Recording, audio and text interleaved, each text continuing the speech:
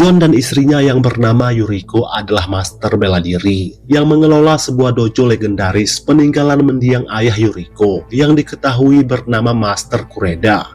Meskipun sepasang suami istri John dan Yuriko tetap bersikap profesional ketika mereka berdua sedang melatih para murid di dojo ini. Di keesokan harinya, John mendatangi sebuah toko perhiasan, membeli sebuah kalung untuk sang istri tercinta yaitu Yuriko sebagai hadiah ulang tahun pernikahan. Tak lama kemudian, John pun menyadari di luar toko dirinya sedang dipantau oleh dua orang preman. Saat dalam perjalanan pulang, John malah ingin dirampok oleh kedua preman tadi. John yang sedang malas berkelahi rela menyerahkan dompetnya untuk diberikan kepada kedua preman ini. Tapi setelah diberi hati, kedua preman ini malah meminta jantung. Mereka memaksa John menyerahkan perhiasan yang ia beli. Tentu saja John menolak, karena perhiasan itu khusus ia belikan untuk sang istri sebagai hadiah ulang tahun pernikahan. Karena kedua preman ini terus memaksa, John pun pada akhirnya terpaksa harus membrutal.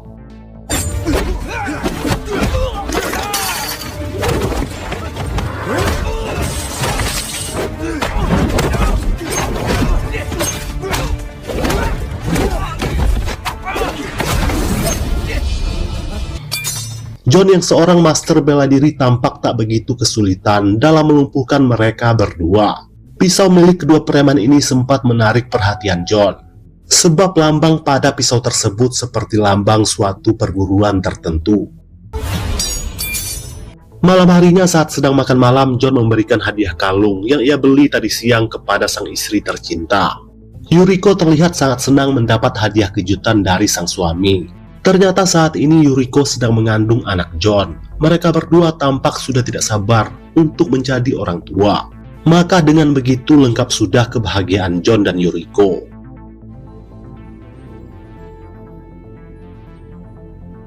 Pada tengah malamnya, Yuriko tiba-tiba mengidam ingin makan coklat. Sebagai seorang suami dan calon ayah yang baik, John tanpa ragu keluar pada tengah malam untuk membeli coklat tersebut. Tapi tanpa disangka, Yuriko yang sedang sendirian di rumah diserang oleh seorang ninja dengan senjata kawat berduri.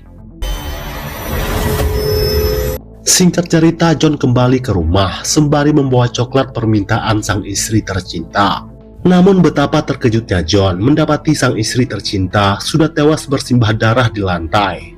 Menghadapi kenyataan pahit ini, John hanya bisa berteriak menangis dan seakan tidak bisa percaya. Tak lama kemudian para polisi datang untuk menganalisa TKP. Sedangkan John sendiri terlihat hanya bisa diam saja ketika diinterogasi oleh para polisi. Karena yang ada di pikiran John sekarang adalah mencari pelaku yang telah membunuh istrinya, lalu membantai si pelaku tersebut dengan cara yang sangat brutal. Setelah itu barulah John bisa hidup dengan tenang.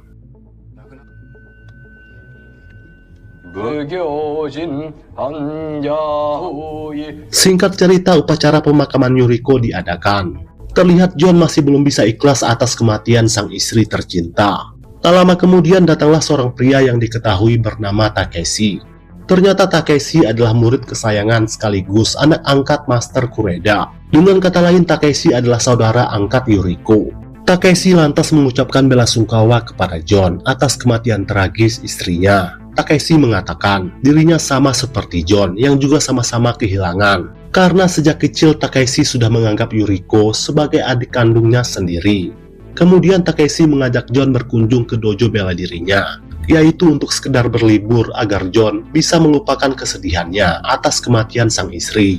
Rupanya Takeshi sudah lama menetap di negara Thailand dan membuka dojo bela diri di sana. John mengatakan dirinya akan mendatangi dojo bela diri Takeshi setelah urusannya di sini selesai. Rupanya John sudah bertekad akan mencari pelaku yang telah menghabisi istrinya untuk balas dendam. Ternyata polisi sudah mengkonfirmasi kalau pembunuhan Yuriko murni karena aksi perampokan biasa. Ternyata kalung yang John berikan kepada Yuriko telah dirampok oleh si pelaku. Get away from this business.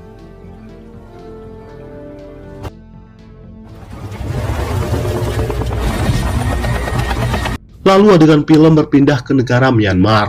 Di sebuah hutan di Burma terdapat markas geng mafia. Geng mafia ini dipimpin oleh seorang pria yang diketahui bernama Anthony. Anthony dikenal sangat brutal dan tak kenal kata ampun.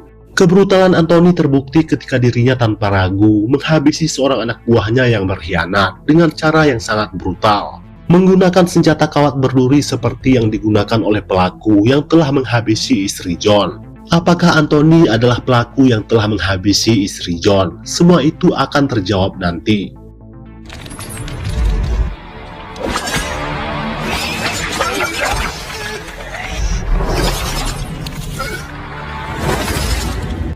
Berpindah ke John yang kembali mengingat bekas luka di leher mendiang istrinya, di mana luka tersebut membentuk lambang senjata kawat berduri. Lambang yang sama seperti yang John lihat pada pisau milik dua preman yang ingin merampoknya tempo hari. Sontak John pun mulai curiga kalau kedua preman itulah yang telah menghabisi istri John, yaitu sebagai balas dendam karena John telah menghajar mereka berdua tempo hari.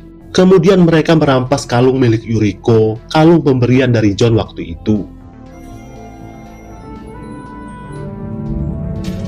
Atas bantuan dari seorang muridnya, John akhirnya mendapatkan informasi terkait lambang pada pisau tersebut. Ternyata itu adalah lambang dari dojo bela diri yang lain. Tanpa membuang waktu lagi, John langsung mendatangi dojo bela diri yang dimaksud. Setibanya di sana, John lantas bertanya terkait dua orang preman yang sedang ia incar.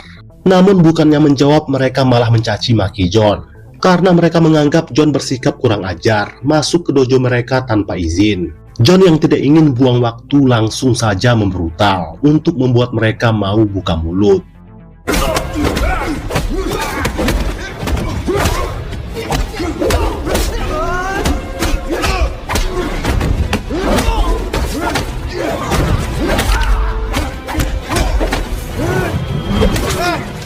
Akhirnya salah seorang dari mereka mau memberikan informasi yang John butuhkan. Ternyata kedua preman itu adalah mantan murid di dojo ini. Mereka berdua biasa menghabiskan waktu di sebuah bar. Pada malam harinya John mendatangi bar yang dimaksud. Melihat batang hidung John, mereka berdua bergegas melarikan diri. Akan tetapi John berhasil menangkap mereka berdua. Hingga tanpa ampun John pun langsung membrutal, membantai kedua preman itu dengan cara yang sangat brutal.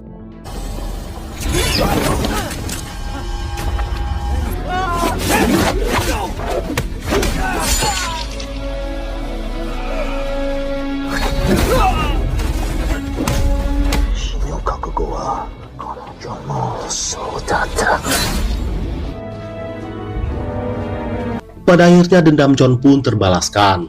Setelah itu John mendatangi dojo bela diri Takeshi yang berada di negara Thailand. John berharap dengan berlibur ke negara Thailand, ia bisa melupakan kesedihan atas kematian istrinya. Kedatangan John ke sini disambut baik oleh Takeshi dan para muridnya, terutama si murid senior yang bernama Chris, yang ternyata sangat mengagumi kemampuan bela diri John. Rupanya Chris pernah melihat John bertarung saat ia berkunjung ke dojo Master Kureda. Master Suka. Here, in this country. Pada sore harinya, Takeshi lantas bercerita kepada John terkait mendiang ayahnya yang berteman baik dengan mendiang mertua John, yaitu Master Kureda. Mereka berdua pernah sama-sama bertugas pada perang di Asia Tenggara. Tapi setelah perang usai, ayah Takeshi menolak kembali ke Jepang dan memilih menetap di Thailand.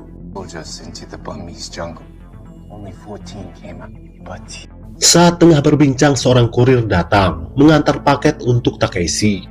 Belum diketahui apa isi dari paket tersebut. Tapi yang jelas Takeshi terlihat panik, takut kalau John mengetahui isi dalam paket itu. Setelah itu John dan para murid berlatih di pendopo. Kemudian Chris dan John diminta maju ke depan untuk melakukan duel persahabatan. Tapi di tengah duel, John yang masih berduka dan masih marah atas kematian istrinya malah menjadi lepas kendali, sehingga nyaris saja John melenyapkan nyawa Chris dalam duel persahabatan ini.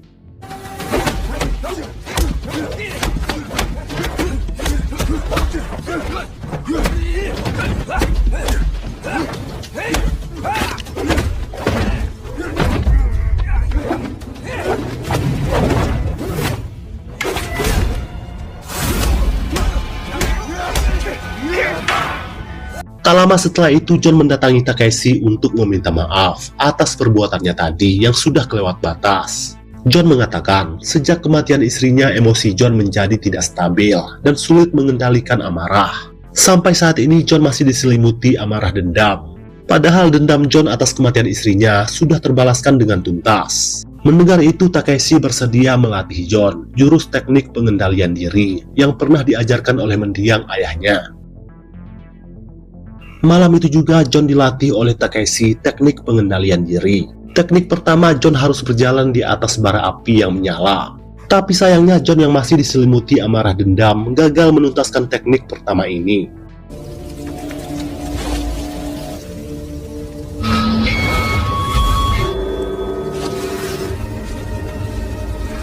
John yang pikirannya sedang runyam lantas mendatangi sebuah bar lokal, berharap bisa menemukan ketenangan. Tapi ketenangan John langsung terusik ketika para preman datang mencari gara-gara dengan John. John yang sudah setengah mabuk dengan senang hati mengamuk menghajar para preman ini.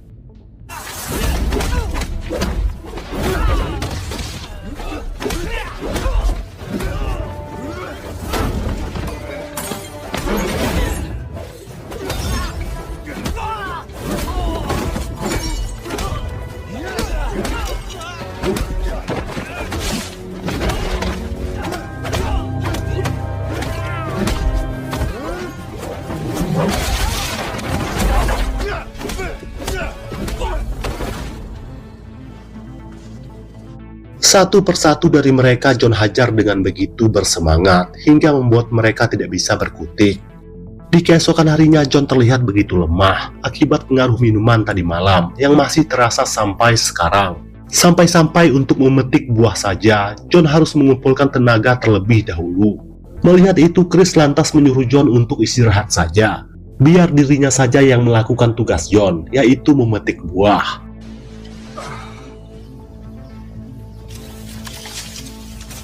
Namun tak lama kemudian seorang ninja muncul dengan senjata kawat berduri dan langsung menghabisi Chris. Tak lama setelah itu John dan yang lainnya mendapati Chris sudah tewas dihabisi dengan bekas luka di leher yang membentuk lambang senjata kawat berduri. Lambang yang sama persis yang terdapat pada leher mendiang istri John. Dari sini akhirnya John sadar kalau pembunuh istrinya masih hidup dan berkeliaran di luar sana. Dengan kata lain, John sudah salah target, menghabisi kedua preman malam itu yang ternyata bukanlah pelaku yang telah menghabisi istrinya.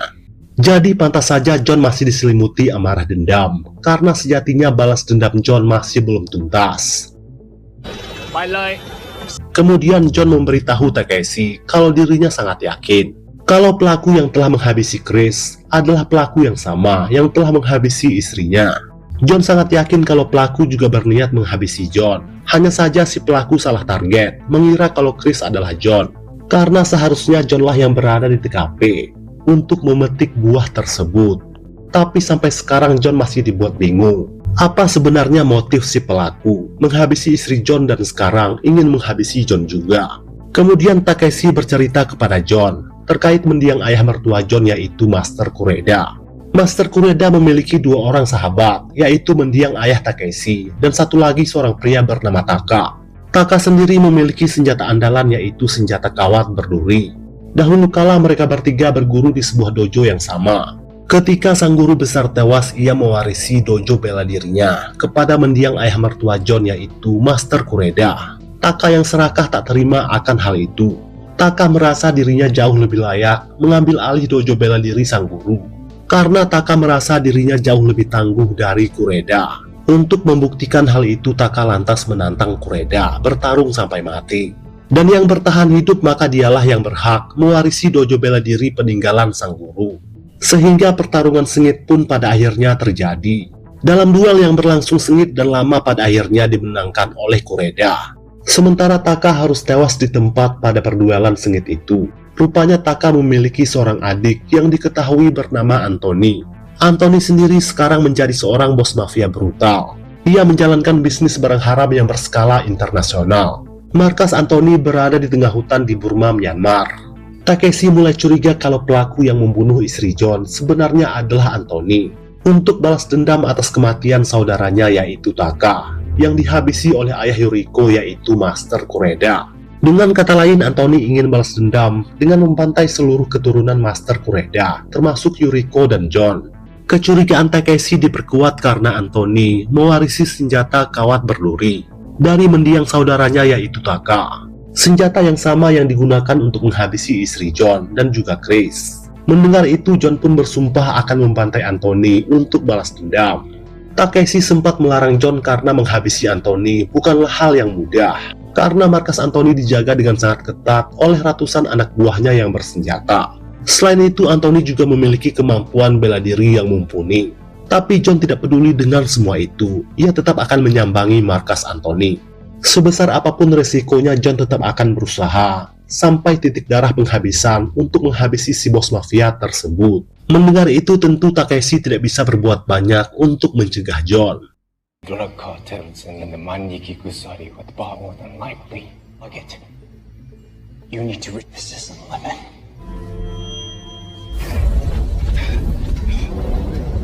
I need to know exactly where he is. John lantas bertanya kepada Takeshi di mana lokasi tepatnya keberadaan markas Anthony. Sayangnya Takeshi tidak mengetahui lokasi tepatnya. Tapi yang jelas markas Anthony berada di sebuah hutan belantara. Kemudian Takeshi membekali John peta peninggalan mendiang ayahnya. Takeshi memberitahu kalau mendiang ayahnya mengubur pelengkapan senjatanya di hutan belantara tersebut. Senjata yang si ayah gunakan saat berperang di Myanmar dulu. Karena mungkin saja nanti John membutuhkan perlengkapan senjata tersebut.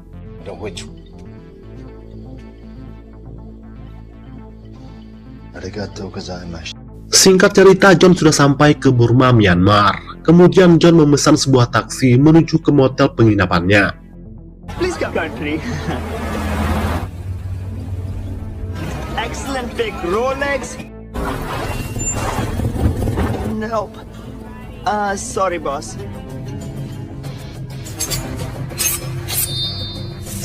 Di dalam penginapannya itu, John mulai mengatur strategi untuk melancarkan misi balas dendamnya, termasuk menyiapkan segala persenjataan yang ia butuhkan nanti. Boss, if you cannot find it. Malam harinya John mendatangi sebuah bar, bertemu dengan seorang bandar barang haram yang kemungkinan besar mengetahui lokasi markas Anthony. Karena barang haram yang si bandar edarkan adalah produk barang haram milik Anthony. Tapi sepertinya si bandar sudah mulai curiga kalau John adalah seorang polisi yang sedang menyamar. Kemudian si bandar mengajak John ke sebuah tempat. Si bandar berjanji, setibanya di tempat itu ia akan memberitahu John lokasi markas Anthony. Tapi setibanya di tempat itu, si bandar malah menugaskan para anak buahnya menghabisi John sekarang juga.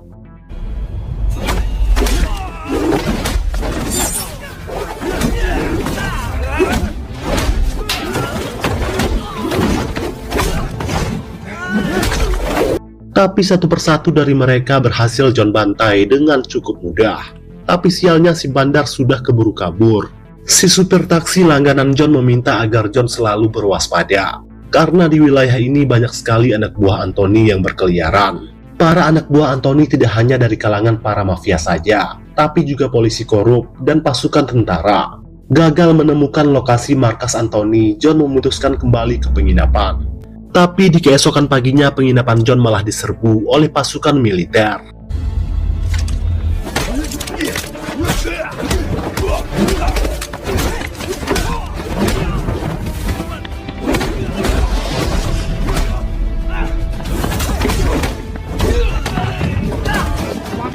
Hanya dengan seorang diri saja John berusaha melumpuhkan para anggota militer tersebut. Tapi karena kalah jumlah pada akhirnya, John berhasil mereka lumpuhkan.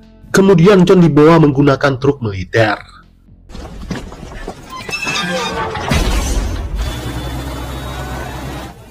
Hal itu disaksikan oleh supir taksi langganan John. Singkat waktu John sampai ke markas dan diinterogasi oleh Jenderal Tom. Ternyata Jenderal Tom adalah antek-antek Anthony yang bersekongkol menjalankan bisnis barang haram yang berskala internasional. Jenderal Tom curiga kalau John adalah anggota FBI yang sedang menyamar untuk membongkar bisnis barang haram si bos mafia tersebut. John menyangkal tuduhan itu dan berkata kalau dirinya hanyalah seorang turis biasa. Tujuan John ingin menemui Anthony sebatas hanya karena penasaran saja. Karena si bos mafia itu begitu disegani dan ditakuti oleh para warga di wilayah ini. Tapi Jenderal Tom tidak percaya dan lantas menugaskan anak buahnya menyiksa John agar mau bicara jujur.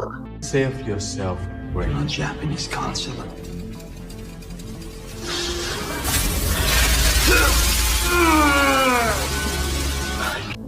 Tapi setelah disiksa sedemikian rupa, John tetap bersikeras menyangkal. Hingga pada malam harinya, Jenderal Tom menugaskan anak buahnya menghabisi John sekarang juga. Tapi kali ini John berhasil membalikkan keadaan dengan membantai anak buah Jenderal Tom.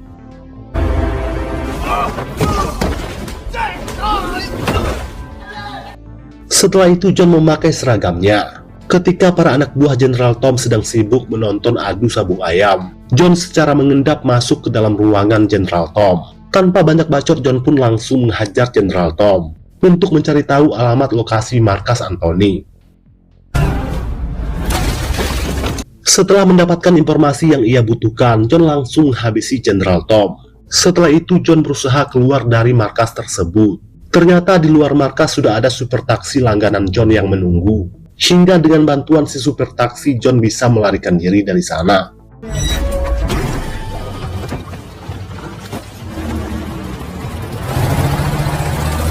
Ivan was asking about Goro. It worked for me. Alright. Kemudian John meminta si supir mengantarnya ke akses masuk hutan. Setibanya di sana, John meminta si supir agar kembali saja. Sementara itu John akan menyeberangi sungai menggunakan sebuah perahu. Setelah sampai ke dalam hutan, John berusaha mencari perlengkapan senjata milik mendiang ayah Takeshi. Yang dikubur dalam hutan itu berbekalkan peta di tangan John. Tapi setelah sekian lama mencari, John tak kunjung menemukannya. John yang kelelahan memutuskan untuk istirahat sejenak. Namun tak lama kemudian John menyadari ada 3 orang anak buah Anthony sedang mendekat ke arahnya. Lalu dengan sigap John menyerang mereka bertiga.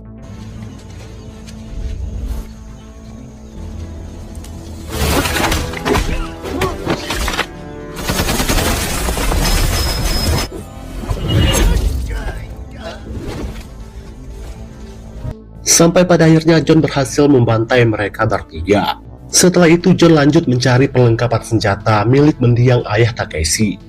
Setelah sekian lama mencari, pada akhirnya John berhasil menemukannya. Ternyata yang dikubur adalah perlengkapan senjata ninja lengkap dengan pedang katananya.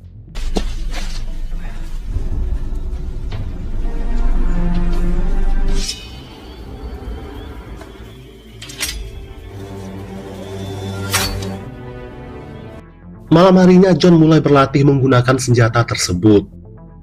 Sementara di dalam markas terlihat Anthony sedang bermain catur dengan Mickey, yaitu tangan kanannya. Di waktu yang sama John sampai di depan markas. Kemudian secara mengendap John berusaha menyusup ke dalam.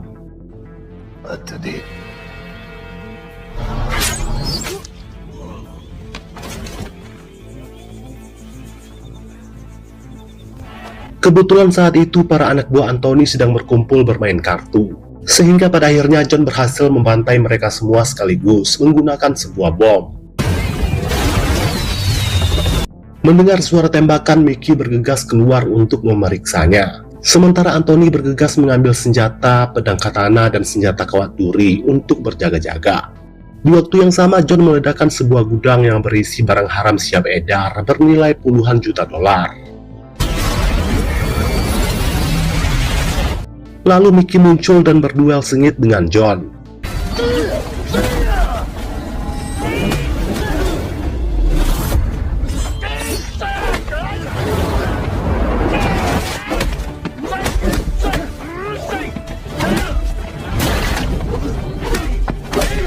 Ternyata Mickey cukup tangguh dalam hal berduel. Tapi pada akhirnya John berhasil menghabisi Mickey.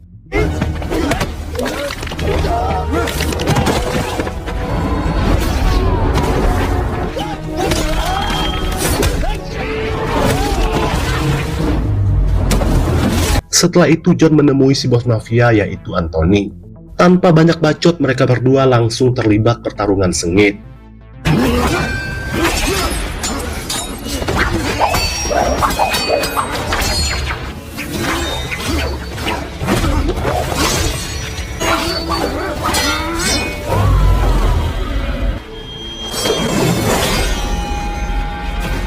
Sampai pada akhirnya John berhasil membantai si bos mafia tersebut dengan cara yang sangat brutal.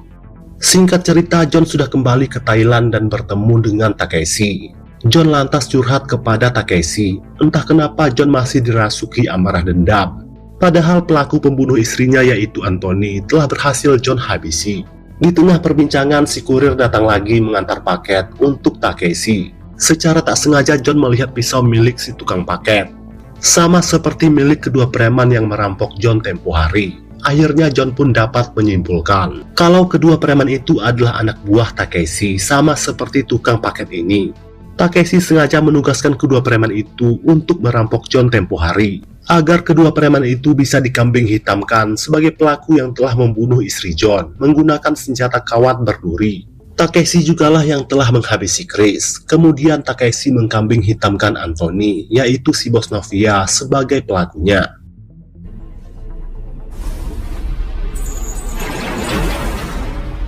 Not personal.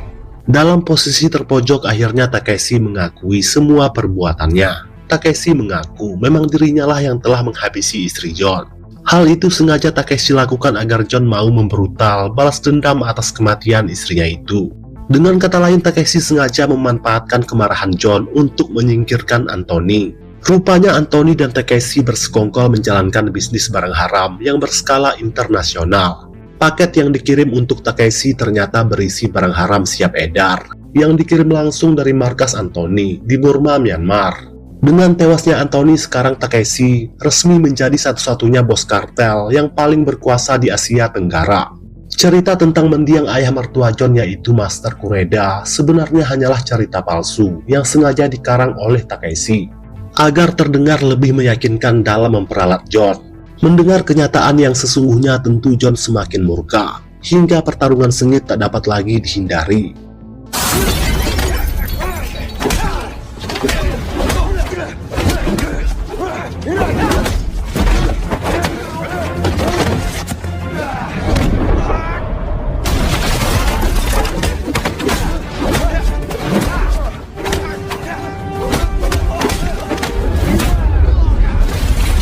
Pertarungan berlangsung seimbang karena mereka berdua sama-sama master bela diri.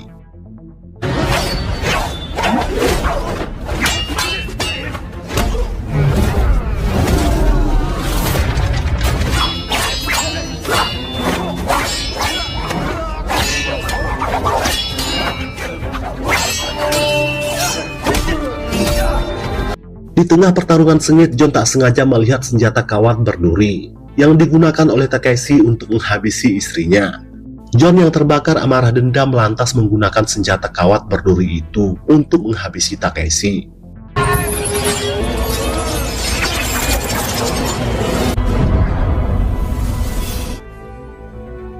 Meskipun guru mereka baru saja dihabisi oleh John, para anak buah Takeshi justru malah senang. Rupanya mereka sudah lama tahu kalau Takeshi menjalankan bisnis barang haram sejak ayahnya meninggal dunia. Mereka justru berterima kasih kepada John. Berkat John menghabisi Takeshi, sekarang dojo bela diri ini sudah menjadi bersih kembali, seperti ketika dikelola oleh mendiang ayah Takeshi.